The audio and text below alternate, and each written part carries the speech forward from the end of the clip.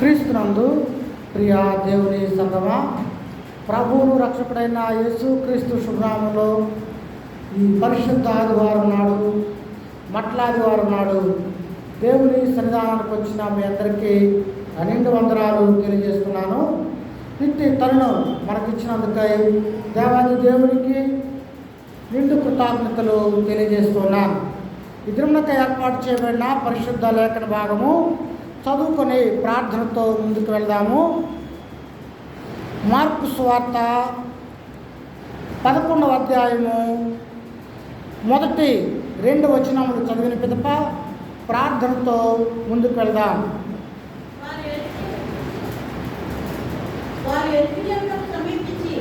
వారు యెరూషలేమునకు సమీపించి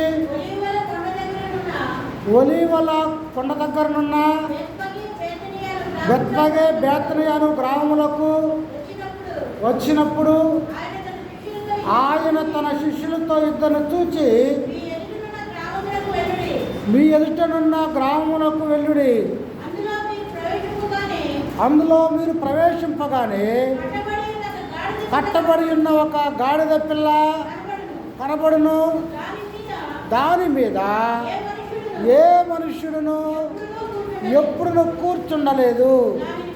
దానిని విప్పి తోలుకొని రండి. ప్రార్థించదము. అందరూ తలలు వంచి కన్నులు మూసుకున్నట్లయితే ప్రార్థన. మహాగణుడును మహోన్నతుడును సర్వశక్తి మిక్కిలి కనిక్రమ కలిగిన ప్రభువా, ఈ పునరుద్ధానపు మట్లాదివారం నాడు మేమందరము మీ సన్నిధిలో చేరి ఇంతవరకు పాటల్లోనూ, వాక్యం చదువుట్లోనూ, ఆరాధనలోనూ, సండే స్కూలు, కంఠవాక్యాల విషయం, అన్ని విషయాల్లో కూడా మీ ఆత్మశక్తి చేత నడిపించే విధానానికే స్తోత్రాలు తండ్రి. కొద్ది నిమిషాల పాటు మీ పక్షాన్ని నిలబడబోతుండగా నాతోనూ మా అందరితోనూ ఈ పరిశుద్ధాత్మశక్తితో మాట్లాడి చెప్పబడుతున్న వాక్యం అందరి హృదయాల్లోనూ నీరు కట్టి పరిస్తూ అభివృద్ధి పొంది ఆశీర్వదించి మహిమ పొందమని యేసు దివినామలని వేడుకుంటున్నాం తండ్రి. ఆమేన్. క్రీస్తునందు ప్రియ దేవుని బిడ్డలారా, ఈరోజు మట్లాదివారము. యేసు ప్రభు ఆయన ఈ లోకానికి ఎందుకు వచ్చాడో ఆ విషయాన్ని కనుపరిచినటువంటి వాడుగా ఉన్నాడు. యేసు రాజుగా ఆయన ఈ లోకానికి వచ్చాడు. రోమా రాజులు గొప్ప విజయాన్ని సాధిస్తే విజయ ఉత్సాహానికి 5,000 మందితో వారు ఊరేగుతారు. అనగా రోమీల దృష్టిలో గొప్ప ఉత్సవం ఏమిటంటే 5,000 మంది ప్రాణాలు తీస్తే రాజు ఉన్నతంగా ఆయన్ను ఊరేగిస్తారు. యేసు ప్రభు కూడా ఈ లోకానికి రాజుగా వచ్చాడు. ఇంతకాలము కూడా ఆయన అనేకమైన కార్యాలు చేశాడు. అద్భుతాలు, ఆశ్చర్య కార్యాలు, స్వస్థత కార్యాలు ఎన్నో చేసినప్పటికీ యేసు ప్రభువును వారు అంగీకరించినటువంటి వారు కాదు. ఆయన ఇంటి వారు కూడా యేసు ప్రభువును సరిగా అంగీకరించలా. తన సొంత సోదరులే ఇంటిని విడిచిపెట్టి వెళ్ళిపోమన్నారు. 1,000 మంది, 5,000 మంది ఆహారం తిన్నారు. వాళ్ళందరూ కూడా వెళ్ళిపోయారు. కానీ యేసు ప్రభు ఆయన ఈ లోకానికి రాజుగా వచ్చాడు. ఆ విషయాన్ని వారు అంగీకరించాలా, తెలుసుకోవాలా, ఏ ఉద్దేశం చేత ఆయన వచ్చాడు అన్నది. అందుకొరకే చదవనటువంటి మార్కు సువార్తలో వారు యెరూషలేమునకు సమీపించి, అనగా యేసు ప్రభువు ఒక్కసారి యెరూషలేమునకు సమీపించినట్టుగా మార్కు సువార్తలో రాయబడి ఉంది. కానీ యేసు ప్రభు 3 సార్లు పస్కాకు ఆయన హాజరైనట్టుగా యోహాను సువార్తను బట్టి మనం అర్థం చేసుకోవచ్చు. యేసు ప్రభు ఆయన భక్తి కలిగినటువంటి వ్యక్తిగా, దేవుడిగా ముమ్మారు ఆయన దేవాలయానికి వెళ్ళి పండగలో పాలు పంపులు పొందినటువంటి వాడుగా ఉన్నాడు. చదివినటువంటి లేఖన భాగంలో యేసు ప్రభు జయ ఉత్సాహంతో వేల మందితో కూడా ఆయన రాజుగా కనుపరుచుకోవడం అనేటువంటిది గొప్ప విషయం. ఆయన రాజుగా కనుపరుచుకున్నటకు గుర్రం మీద రాగొచ్చు, ఏనుగుని ఎంపిక చేసుకోవచ్చు, ఇంకా వేరే ఎంపిక చేసుకోవచ్చు. కానీ యేసు ప్రభు లోకానికి వచ్చింది భౌతికమైనటువంటి రాజుగా కాదు. కానీ యూదులైతే అనుకున్నారు మెస్సయ్య ఈ లోకానికి ఒక ఉన్నతమైనటువంటి వ్యక్తిగా వచ్చి మమ్మల్ని ఆదరిస్తాడని వారు అనుకున్నారు. కానీ యేసు ప్రభు ఎలా వచ్చాడంటే ఆయన ఒక శాంతి దూతగా ఆయన ఈ లోకానికి వచ్చాడు. గాడిద మీద ఆయన ఊరేగటం అనేటువంటిది శాంతికి గుర్తుగా ఉంది. ఆయన గుర్రం మీద ఊరేగినట్టయితే గుర్రం దేనికి గుర్తు? యుద్ధం చేయడానికి గుర్రాన్ని వాడతారు. ఏనుగు మీద ఎక్కొచ్చినట్టయితే ఏనుగంటే ఏంటి? బలం, స్ట్రెంత్. ఆయన ఈ లోకంలో బలవంతుడిగా రాలేదు, యుద్ధం చేసేటువంటి రాజుగా రాలేదు. కానీ శాంతిని సమకూర్చడానికి ప్రయాసపడి భారం మోచిన వాళ్ళారా నా ఇద్దరికి రండి, నేను ఇచ్చేది శాంతి సమాధానము. ఈ లోకానికి యేసు ప్రభు శాంతి మార్గాన్ని, సమాధాన మార్గాన్ని, ప్రేమతత్వాన్ని చూపడానికి వచ్చినటువంటి శాంతి కపోదంగా ఆయన ఉన్నాడు కనుక ఆయన గాడిద మీద రాజుగా కనుపరుచుకున్నటువంటి వాడుగా ఉన్నాడు.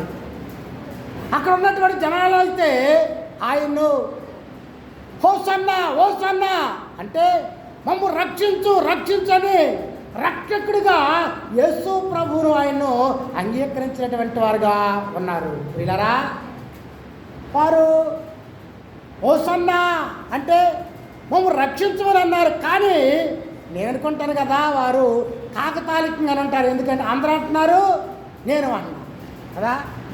చాలామంది అట్టాగే ఉంటారు. యేసు ప్రభు ఎలాంటి వాడు చూడకుండానే అందరిలో నేను కూడా ఒకనన్నట్టుగా ఆరాధన చేసేవారు. ఇక్కడ 5,000 మంది గుంపు కూడా అలాగే కనబడుతున్నారు. అందరూ వస్తున్నట్టున్నారు, నేను కూడా వస్తున్నట్టు అనే విధంగా వారు ప్రభువును కనపరిచినటువంటి వారుగా కనబడుతున్నారు. ప్రియా దేవుని బిడ్డలారా, యేసు ప్రభువు ఆయన సాధారణమైనటువంటి గాడిదను ఆయన ఇష్టపడ్డాడు. ఎందుకు ఆయన గాడిదను ఎంపిక చేసుకున్నాడంటే గాడిద ఏమైనా పెంపుడు జంతువా కాదుగా. పల్లెటూరులో ఎవరైనా తిట్టాలంటే ఏమంటారు తెలుసా?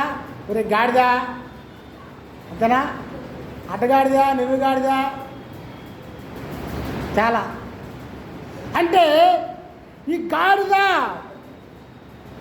విలువలేనటువంటి గాడిద. ఈ గాడిద ఎక్కడైనా కట్టేస్తాం చూసారా మీరు? గాడిద కట్టేస్తారా? మనకు దగ్గరలో సాలూరు వెళ్ళి ఒకసారి నేను వాకింగ్ చెప్పడానికి, సాలూరు అక్కడ గాడిదలు ఉన్నాయి ఆ ఊర్లో, ఎక్కడా కట్టేస్తాం చూడలే నేను. అలాగే కర్నూలు వెళ్తే ఒకసారి అక్కడ కూడా రోడ్ల ఉంటూ తిరుగుతూ ఉంటాయి గాడిదలు. ఎక్కడైనా వాటిని ఎవరు కట్టేయరు.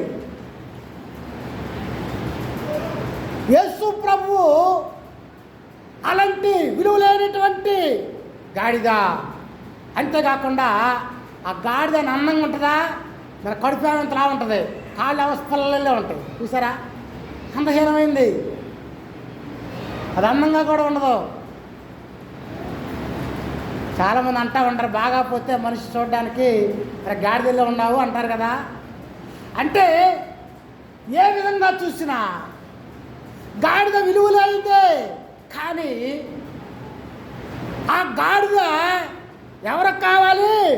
ప్రభువునకు కావాలి. 3వ వచనం చదువు ఒకసారి. 11:3. ఎవడైనను మీరెందుకు ఇలాగు చేస్తున్నారని మిమ్మును అడిగిన ఎడల అది ప్రభువునకు కావాలి. ఏది కావాలి? ఆ గాడిద ప్రభువునకు కావాలా? ఎలాంటి గాడిద? ఎవరు కూడా పెంచుకోనటువంటి గాడిద, ఎవరు విలువలేనటువంటి గాడిద, ఎవరు విలువగా చూడనటువంటి గాడిద ఎవరికి కావాలి? ప్రభువునకు కావాలి. క్రీస్తునందు ప్రియ దేవులారా, అలాంటి గాడిదల గురించి బైబిల్లో 4 సువార్తికులు రాశారు. మత్తయి రాశాడు, మార్కు రాశాడు, లూకా రాశాడు, యోహాను కూడా రాశాడు. చూసారా? యేసు ప్రభు ఆయన విజయోత్సాహంతో యెరూషలేముకు రాజుగారు కనపరుచుకున్న విషయాన్ని అందరు సువార్తికులు కూడా రాశారు. అంతేకాకుండా జకర్యా గ్రంథంలో కూడా ఆయన విజయోత్సాహంతో యెరూషలేమునకు వెళతాడని ప్రవచించబడింది. దానికి కారణం ఏమిటంటే ఇది ప్రవచనాల యొక్క నెరవేర్పు. ముందుగానే చెప్పబడిన విధంగా యేసు ప్రభు ఆయన గాడిద మీద ప్రయాణం చేయటంలో ఉద్దేశం ఏమిటంటే ఆయన గొప్ప విజయవీరుడిగా ఉన్నాడు. ఎలాంటి విజయవీరుడు అంటే శాంతి సమాధానంతో ఆయన వచ్చినటువంటి విజయవీరుడిగా నీవు నేను అంగీకరించాలి. అక్కడ ఉన్నటువంటి వారందరూ కూడా హోసన్న హోసన్న అనుచు దేవుని మహిమపరిచినటువంటి వాడుగా ఉన్నాడని మనము జ్ఞాపకం చేసుకున్నటువంటి వద్దులుగా ఉంటూ ఉన్నాం. క్రీస్తునందు ప్రియులారా, ఈ గాడిద మానవులకు గుర్తుగా ఉన్నది. ఎందుకంటే గాడిద అపవిత్రమైనటువంటి జంతువు. ఎందుకు అపవిత్రమైంది? గాడిద కాళ్ళు అవి డెక్కలు చీలుంటాయి. డెక్కలు చీలితే అది ఏ జంతువు? అది అమ్మా ఏ జంతువు? అది అపవిత్రమైన జంతువు. యేసు ప్రభు ఆయన రాజుగా కనపరుచుకోవడానికి ఇలాంటి అపవిత్రమైనటువంటి ప్రియులారా, మనం కూడా ఎలాంటి వారో తెలుసా? మానవులమైన మనకు పోలికగా ఉంది గాడిద.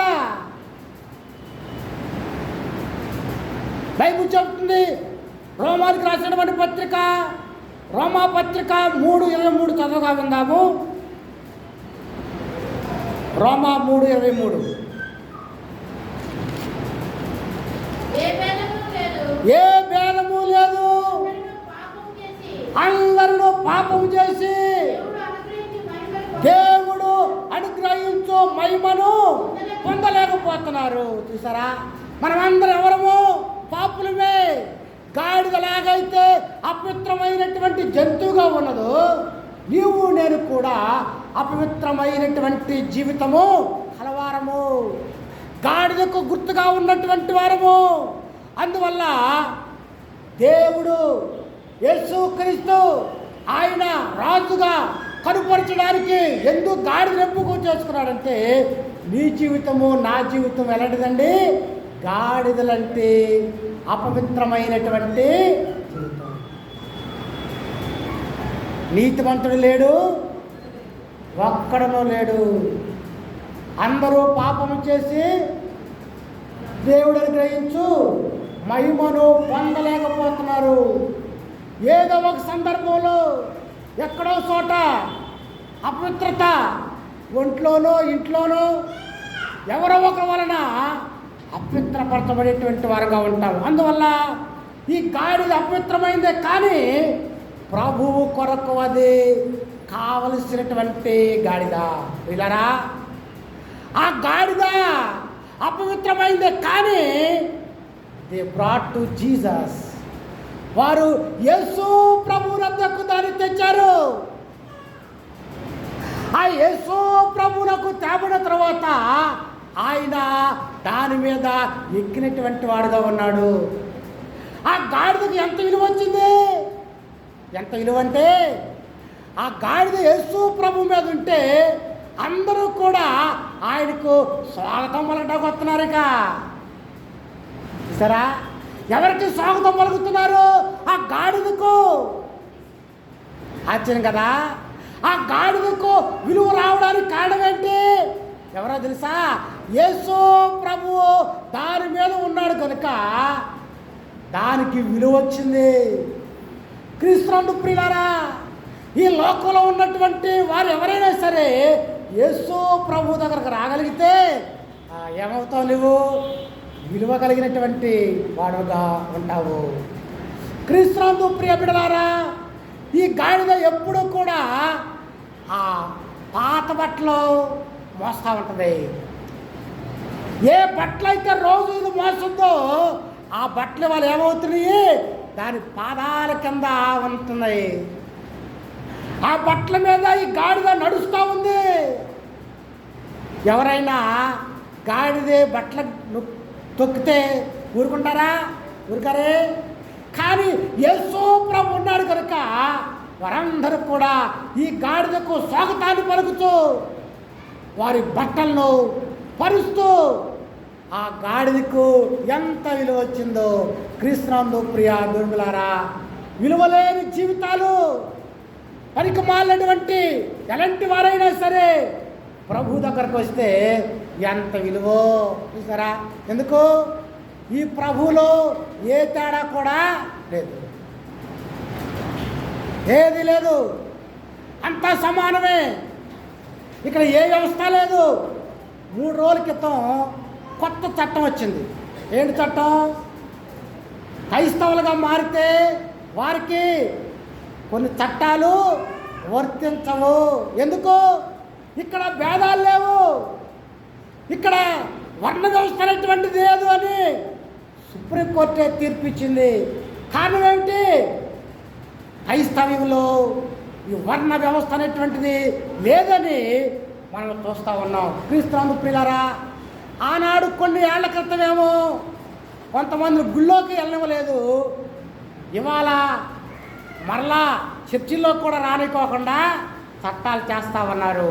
అనగా క్రీస్తుని అంగీకరిస్తే కొన్ని దళిత చట్టాలకు దూరమైపోయినటువంటి వారుగా 3 రోజులు బట్టి అలాంటి చట్టం అమల్లోకి రావడం జరిగింది. ఎందుకు చెప్తున్నానంటే యేసు ప్రభువులో ఆయన అందరినీ ప్రేమించినటువంటి వాడుగా యేసు ప్రభు ఉన్నాడు. ప్రియులారా, ఈ గాడిద యేసు ప్రభు వద్దకు తేబడినప్పుడు ఆయన మీద ప్రభు ఉన్నాడు కనుక దానికి ఎంతో విలువగా ఉన్నదని మనము చూడగలుగుతూ ఉన్నాము. ఇర్మియా గ్రంథము 2వ అధ్యాయం 24వ వచనం చదువుదాము. ఇర్మియా గ్రంథము 2:24.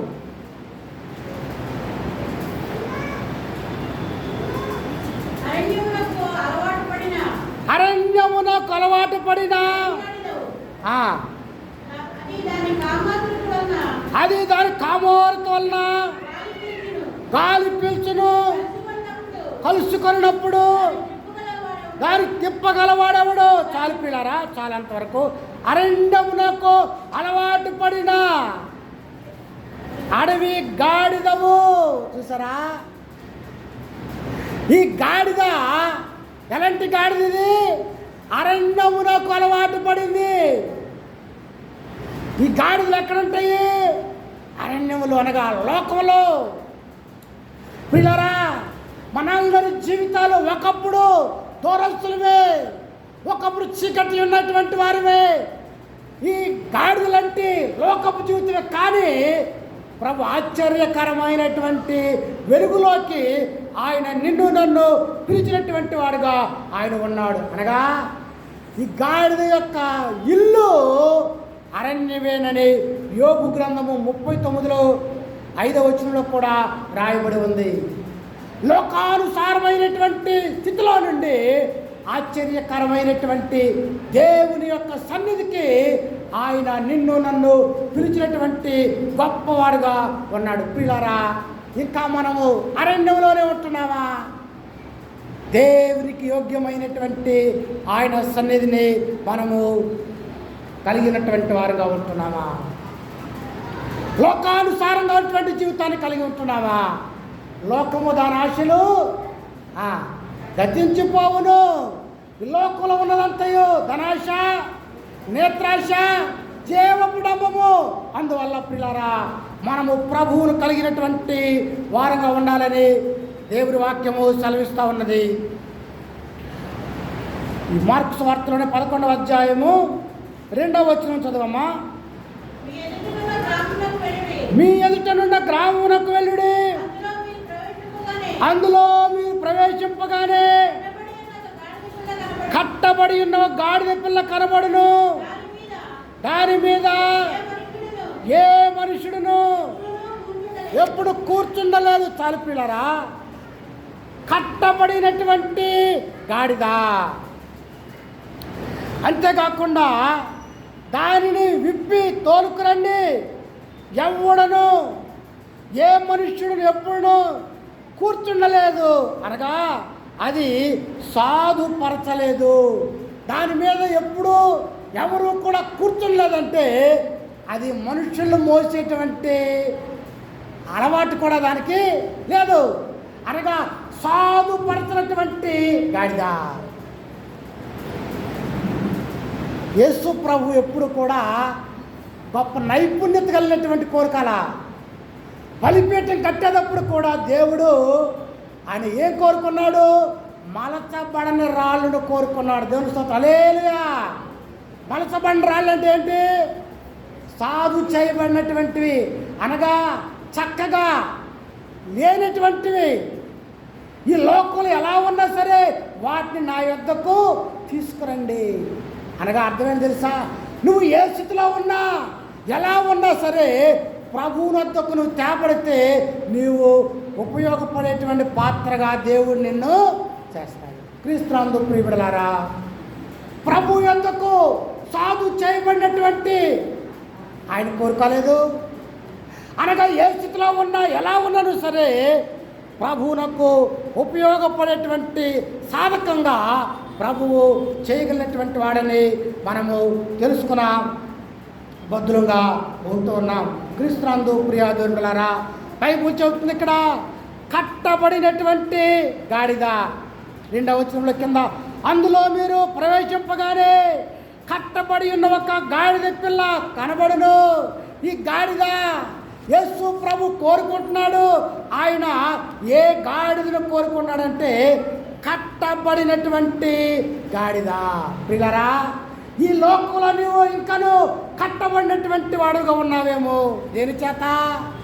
రోగము చేత కట్టబడ్డావేమో, పాపము చేత కట్టబడ్డావేమో, దయ్యాల చేత కట్టబడ్డావేమో, రకరకాల బానిసత్వ విధానంలో కట్టబడ్డావేమో, మంత్రాల చేత కట్టబడ్డావేమో, మరణపు చేత కట్టబడ్డావేమో. కానీ ప్రభువు ఆ కట్టలను విప్పేటువంటి వాడిగా ఉన్నాడు. ఆయన అంటున్నాడు, దాన్ని యొద్దకు తోలుకురండి అనగా ప్రభువు సర్వజ్ఞానిగా ఉన్నాడు అని ముందే తెలుసు. అక్కడ గాడిద అనేటువంటిది ఉంది. ఆ గాడిద నాకు అవసరము అన్న విషయము ప్రభువునకు ముందే ఎరిగినటువంటి వాడు కనుక ఆయన సర్వజ్ఞానిగా మనకు కనబడుతున్నాడు. ప్రియా దోండులారా, ఆ గాడిద కట్టబడింది, అది విప్పబడాలా. ప్రభు సందకు వచ్చావు, మంచిదే. నీవు విప్పబడ్డావా? నీ దురాలోచనలు విప్పబడ్డాయా? రోగాల చేత విప్పబడ్డావా? క్రీస్తునందు ప్రియులారా, మన ప్రభువు విప్పేటువంటి వాడుగా, విమోచన చేసేటువంటి వాడుగా యేసుక్రీస్తు ఈ లోకానికి వచ్చినటువంటి వాడు ఉన్నాడని మనము జ్ఞాపకం చేసుకున్న బదులుగా ఉంటూ ఉన్నాం. క్రీస్తునందు ప్రియాదులారా, ఆ గాడిద విప్పి ప్రభు యొద్దకు తీసుకురాబడినటువంటిదిగా ఉన్నది. 4వ వచనం చదవగా విందాము. వారు వెళ్ళగా వీధిలో ఇంటి బయట కలవాకిట కట్టబడి ఉన్న గాడిద పిల్ల ఒకటి వారికి కనబడెను. దాన్ని విప్పుచుండగా అక్కడ నిలిచిన వారిలో కొందరు, మీరేమి చేయుచున్నారు? గాడిద పిల్లని ఎందుకు విప్పుచున్నారని వారిని అడిగిరి. అందుకు శిష్యులు యేసు ఆజ్ఞాపించినట్లు వారితో చెప్పగా వారు మానిచ్చిరి. చూసారా, ప్రభు చెప్పింది వాళ్ళు చేశారు. ఆయన ఆజ్ఞాపించినట్టుగా వారు వెళ్ళారు. శిష్యులు ఆ గాడిదను తీసుకొని ప్రభు యొద్దకు తెచ్చినటువంటి వారిగా ఉన్నారని మనం లేఖన భాగంలో చూస్తూ ఉన్నాము. 7వ వచనం 8వ వచనం చదవమ్మా. వారు ఆ గాడిద పిల్లను యేసునొద్దకు తోలుకొని వచ్చి తమ బట్టలు దానిపై వేయగా ఆయన దాని మీద కూర్చుండెను. అనేకులు బట్టలు దాడి పరుగున పరచిరి. కొందరు తాము పొలంలో నరికిన కొమ్మలను పరిచిరి. మరియు ముందు వెలుచున్న వారును వెనుక వచ్చిన వారును జయము ప్రభు పేరట వచ్చేవాడు స్తుతింపబడుగాక. వచ్చుచున్న మన తండ్రి అయిన దావీదు రాజ్యము స్తుతింపబడుగాక. సర్వోన్నతమైన స్థలములలో జయము అని కేకలు వేసిన. చూసారా, ఆ గాడిద ముందు వెనక దేవుని మహిమపరుచు ఓసన్నా ఓసన్నా అంటే మమ్మల్ని రక్షించు అని ప్రభువును మహిమపరచు. పిల్లరా, ఏ నోరులైతే ఆయనను మహిమపరిచాయో, ఏ నోరులైతే ప్రభువును స్తుతించాయో, వారం రోజులు అయ్యేసరికి ఆ నోరులు ఏం చేసినాయండి? ప్రభువును సిలువేయండి సిలువేయండి. పిల్లరా, అలా ఉన్నామా? మన ప్రభువును సిలువేసేవారుగా అదే నోరులతో స్తుతిస్తున్నారు. అవే నోరులో మమ్మల్ని రక్షించమని అడుగుతున్నారు. అదే నోరులతో యేసు ప్రభువును సిలువ వేసినటువంటి వారుగా ఉన్నారు. బైబిల్ చెబుతుంది వారి కేకలే గెలిచెను. చూసారా, వారు నోటి మాట చేత ప్రభువును అప్పగించినటువంటి వారుగా మనము చూస్తూ ఉన్నాం. క్రీస్తునందు ప్రియ దూరములారా, సమయం లేదు కనుక 15వ వచనం చదువుదాము. వారు యెరూషలేమునకు వచ్చినప్పుడు ఆయన దేవాలయంలో ప్రవేశించి దేవాలయంలో క్రయ విక్రయములు చేయి వారిని ఎల్లగొట్ట ఆరంభించి రోకలు మార్చి వారి బల్లలను గోలము వారి పీఠాలను పడద్రోసి దేవాలయం గుండా ఏ పాత్ర అయినను ఎవరిని తేనీకుడండెను. చాలు పిల్లరా, యేసు ప్రభు దేవాలయానికి వెళ్ళాడు. దేవాలయము పండగతో నిండిపోయింది. అక్కడ రకరకాలైనటువంటి వ్యాపారాలు. పస్కా పండగకు వివిధ దేశాల నుండి వస్తారు. వచ్చినటువంటి వారు ప్రతి పురుషుడు కూడా అర్ధశికెలు చెల్లించాలా దేవాలయానికి. యూదులు ప్రపంచం అంతా చెదిరిపోయారు. వచ్చినటువంటి వారి ధనము డబ్బులు చెల్లవు కనుక అవి మారాలంటే ఏం చేయాలా? ఎక్స్చేంజ్ చేయాలా. ఎక్స్చేంజ్ అవ్వాలంటే ఏం చేయాలి? బ్యాంకులు పెట్టాలా. బ్యాంకులు ఎక్కడ పెట్టాలా? పరిశుద్ధంగా చల్లబెట్టి తూరుకుంటారా? అతి పరిశుద్ధాల్లో పెడతారా? కుదరదు. ఎక్కడ పెట్టాలా? ఆవరణలో పెట్టాలా. ఆవరణలో ఎవరుంటారు?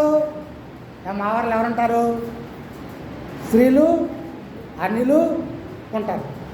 అంటే దేవాలయంలో ఎవరికి స్థానం లేకుండా చేస్తున్నారు వీళ్ళు. బ్యాంకులు పెట్టి, వ్యాపారాలు పెట్టి, రోకలు మార్చడం పెట్టి, పేదవారికి అన్యులకు స్త్రీలకు స్థలం లేకుండా చేస్తున్నారు. అందువల్ల యేసు ప్రభు కోపం వచ్చింది. ఎందుకు? అక్కడ పేదవాళ్ళకి స్థానం లేదు. ప్రభు ఎవరి పార్టీ? ఎవరి పార్టీయా? పేదవాళ్ళ పార్టీయా? పేదవాళ్ళ పార్టీ అయినా. చూసారా, ఆయనకి ఏం కావాలా? హృదయమే నీ ఆలయం క్రీస్తు. చూసారా, ఆయన హృదయాన్ని చూస్తున్నాడు. నువ్వు ధనవంతుడువా పేదవాడువా, నువ్వు ఏ స్థితిలో ఉన్నావు, అది కానీ ఆయన హృదయాన్ని చూస్తున్నాడు. వీళ్ళరా అక్కడ పేదవారికి స్థానం లేకుండా ఉంది, వ్యాపారంతో నిండిపోయింది. కనుక యేసు ప్రభు ఏం పట్టుకున్నాడు? ఏం పట్టుకున్నాడు ఆయన? కరడా పట్టుకున్నాడు ఆయన. సరా ఎక్కడైతే అన్యాయం జరుగుతుందో, ఎక్కడైతే పేదలకు అవకాశం లేకుండా చేస్తున్నారో అక్కడ ఆయన కొరడా పట్టుకుని వారందరినీ కూడా వెళ్ళగొట్టినటువంటి వాడుగా ఉన్నాడు. ప్రభు అంటున్నాడు, ఈ నా దేవాలయము అనేకులకు ప్రార్థనా మందిరం అయ్యింది. నా మందిరం సమస్తమైన జనులకు ప్రార్థనా మందిరము. మీరు దొంగలుగా చేస్తున్నారు, వ్యాపారంగా చేస్తున్నారు అని ప్రభువు కొరడా పట్టుకున్నటువంటి వాడు ఉన్నాడు. ప్రియాదులారా, ప్రభు చెప్తున్నాడు, ఆయన దేవాలయం అంటే నీవు నేనే. ఆయన నీలో నాలుగు నివాసం చేసేటువంటి వాడు ఉన్నాడు. హృదయమే ఆయన దేవాలయము. దాన్ని మన దొంగల గృహంగా చేసామా? ఈరోజు యేసు ప్రభు యెరూషలేములోనికి వెళ్ళి సమస్తమైనటువంటి రోకలు మార్చేవాడిని, వ్యాపారస్తులందరినీ కూడా బల్లను పడద్రోసి దానిని శుద్ధి చేసేటువంటి వాడు ఉన్నాడు. పిల్లరా, భౌతికమైన దేవాలయాలు శుద్ధి చేస్తే ఏ ప్రయోజనం ఉందా? మందిరం జిగేలు మాట ఉండి మన హృదయాలు బాగా పోతాయి అన్నుందా? పైన స్టార్ ఒక ఆయన అంటే విన్నా నేను, పైన స్టార్ అంటే కిందేమో చెప్పండి, అట్లా ఉండకూడదు, బార్లాగా ఉండకూడదు. మన హృదయమే దేవుని ఆలయం. ఆయన హస్తకృత్యమని దేవాలయంలో ఉండడు. ఎక్కడ ఉంటాడు? నీ హృదయమే దేవుని నివాసం. ఈ మట్లాది వారి యొక్క ప్రాముఖ్యత ఏమిటంటే ఆయన దేవాలయాన్ని శుద్ధి చేశాడు. ఈ దినాన ప్రభువు నీ యొక్క దేవాలయ నీ హృదయాన్ని శుద్ధి చేసేటువంటి వాడుగా ఉన్నాడు. అదే నిజమైన ఆరాధన. హృదయమంతుడితో ఆరాధన చేయటమే హృదయ శుద్ధే నిజమైనటువంటి ఆరాధన. ప్రియులారా, నిజమైనటువంటి హృదయ శుద్ధి గలవారంగా పూర్ణాత్మతో పూర్ణశక్తితో ప్రభువుని మహిమపరిచేటువంటి వారికి ఉందాం. ఈ కట్టబడ్డ గాడిద ఎలాగ చెప్పబడిందో, ఈ కట్టబడ్డ గాడిద ప్రభువుకి ఎలా ఉపయోగపడిందో మనం కూడా ప్రభు ఉపయోగపడేటువంటి వారుగా ఉండి దేవాలయాన్ని ప్రభు శుద్ధి చేశాడు. మన హృదయం అనే తలుపునతను ప్రభు పట్టుతున్నాడు. అనగా ప్రభు ఎక్కడున్నాడు? హృదయం బయట ఉన్నాడు. లోపల ఎవరున్నారు? గడబడిందంటే ఎవరో ఉన్నారు. ఈ రోజున నీ హృదయాన్ని ప్రభువుకి అప్పగించాలా? నీ హృదయంలోనికి ప్రభువును ఆహ్వానించాలా? అదే నిజమైనటువంటి ఆరాధన, అదే నిజమైనటువంటి శుద్ధి. అట్టి కృప దేవుడు మనందరికి అనుగ్రహించిన గాక. ఆమెను ప్రార్థించుదము. ప్రార్థన